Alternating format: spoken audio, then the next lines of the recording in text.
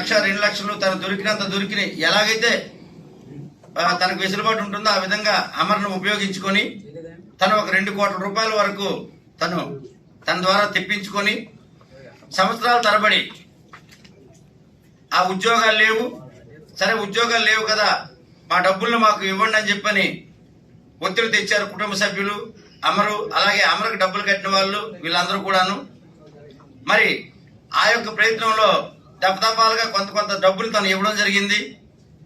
ఆ మిగిలిన అమౌంట్ ని వాళ్ళు గత 3 నెలలుగా కుటుంబ సభ్యులందరూ కూడా వాళ్ళ వాయిస్ ద్వారా కూడా మీరు విందురు గాని వాళ్ళు తనకి డైరెక్ట్ ఫోన్ చేసి, అమ్మ అమర్కి చాలా ఇబ్బంది అవుతుంది, మా కుటుంబంలో చాలా గొడవలు వస్తున్నాయి, మరి అందరూ మమ్మల్ని ఇబ్బంది పెడుతున్నారు, ఎంతకని అప్పులు చేసి మేము డబ్బులు ఇస్తాము, మా డబ్బులు మాకు ఇవ్వండి అని చెప్పని అడగ్గా ఇస్తానని చెప్పి కొంత ఇచ్చి ఈ చనిపోయే రోజు తను ఏం చేసిందంటే వాళ్ళ కుటుంబ సభ్యులకు కూడా ఫోన్ చేసి నేను ఈ రోజు సెటిల్మెంట్ చేసేస్తాను అమౌంట్ అని చెప్పింది.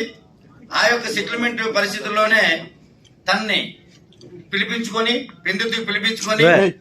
అది కిరాతంగా తన్ని 12 మంది వ్యక్తులు, తను అలాగే తన భర్త అయినటువంటి మీసాల బాలకృష్ణ, అలాగే కూరుబల్లి జ్యోతి కిరణ్, దాసర జగదీష్, అలాగే కడవల భరద్వాజ్, సీశెట్టి నాగభరణి, అలాగే కందుకూరు వేణు, అలాగే కందుకూరి ప్రశాంత్, అయితా అప్పలరాజు, జయంతి లక్ష్మీకాంత్, అలాగే సుధీర్ రూపేష్ అని 2 మైనర్స్ తో కలిపి మొత్తం 12 మంది అతి దారుణంగా హత్య చేశారు.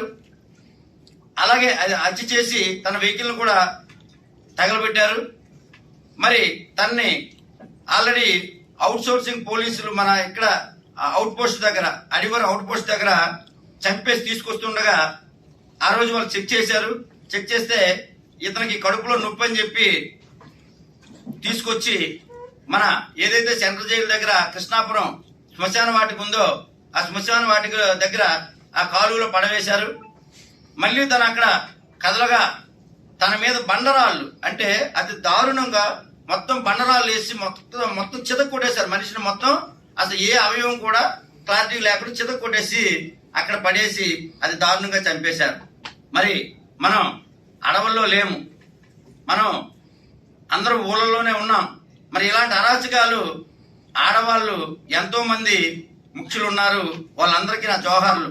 కానీ అలాంటి ఆడవాళ్ళకే మచ్చ తెచ్చిన ఈ విజయలక్ష్మిని పోలీసులు ఇంత నిర్లక్ష్యంగా విడిచిపెట్టారనే మా ఆవేదన. ఎన్నో రోజులుగా ఆ చనిపోయిన రోజు నుంచి ఈ రోజు వరకు మా ఉపకార్ చారిటబుల్ ట్రస్ట్ ద్వారా వాళ్ళకి సహాయ సహకారాలు అందిస్తున్నాం.